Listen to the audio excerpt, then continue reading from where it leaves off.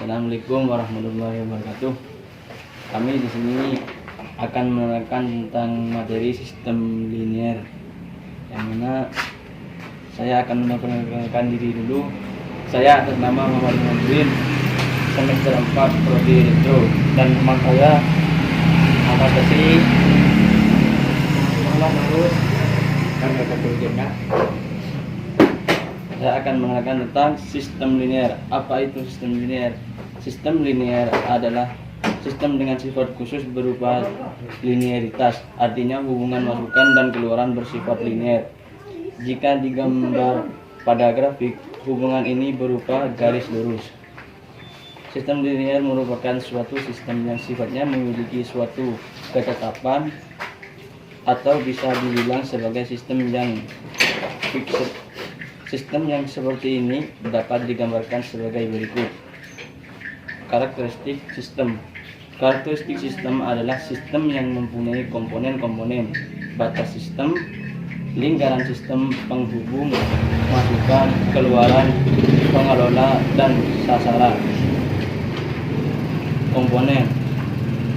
Elemen-elemen yang lebih kecil yang disebut subsistem, misalkan komputer, terdiri dari subsistem perangkat keras, perangkat lunak, dan manusia.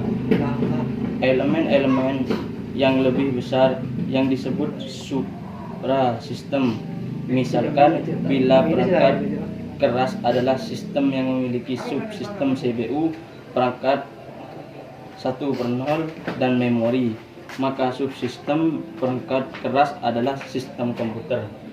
Dan akan dilanjutkan penjelasannya oleh teman saya.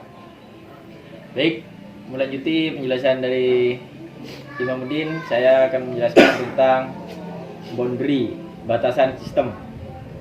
Batasan sistem merupakan daerah yang membatasi antara suatu sistem dengan sistem yang lainnya atau dengan lingkungan luarnya. Batasan sistem ini memungkinkan suatu sistem dipandang sebagai satu kesatuan. Batas suatu sistem menunjukkan ruang lingkup dari sistem tersebut. NP moment, lingkungan luar sistem. Lingkungan dari sistem adalah apapun di luar batas dari sistem yang mempengaruhi operasi sistem. Lingkungan luar sistem dapat bermanfaat bersifat menguntungkan dan dapat juga bersifat merugikan sistem tersebut. Lingkungan luar yang menguntungkan merupakan energi dari sistem dan dengan demikian harus tetap dijaga dan dipelihara. Sedangkan lingkungan luar yang merugikan harus ditahan dan dikendalikan, kalau tidak akan mengganggu kelangsungan hidup dari sistem.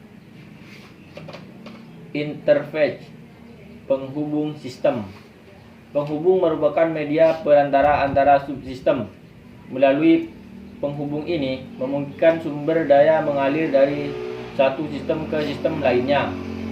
Output dari satu subsistem akan menjadi input untuk sistem yang lainnya dengan melalui penghubung.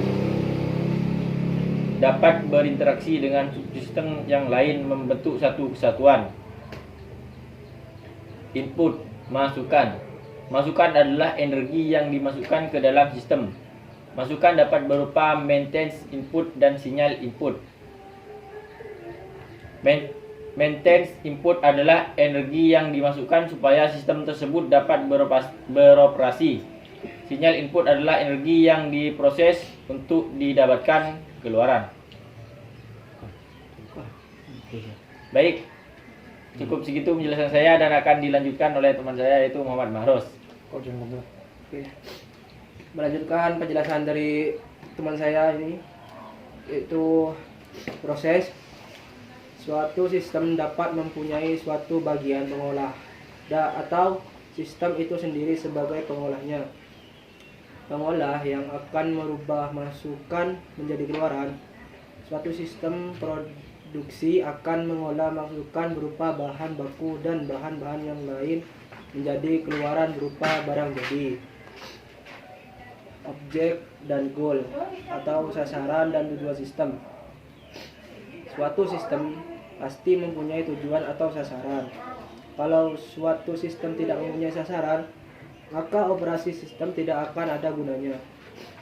Sasaran dari sistem sangat menentukan sekali. Masukan yang dibutuhkan sistem dan keluaran yang akan dihasilkan sistem. Suatu sistem dikatakan berhasil bila mengenai sasaran atau tujuan. Organisasi sistem. 1. Sistem abstrak. 2. Sistem fisik. 3. Sistem deterministik. 4. Sistem probabilistik. 5. Sistem terbuka. 6. Sistem tertutup. 7. Sistem alamiah. 8. Sistem buatan. 9. Sistem sederhana. 10. Sistem kompleks. 11. Sistem komputer. 12. Sistem produksi. 13. Sistem transportasi. 14. Sistem infiltrasi tanah. Dan 15. Sistem tanah. Baik, saya di sini akan memberikan contoh dalam sistem operasi berjalan. Bagaimana yaitu contohnya seperti Linux, Android, iOS, Mac, dan Microsoft Windows. Yang dimana komputer working flow, yang itu input, proses, dan output.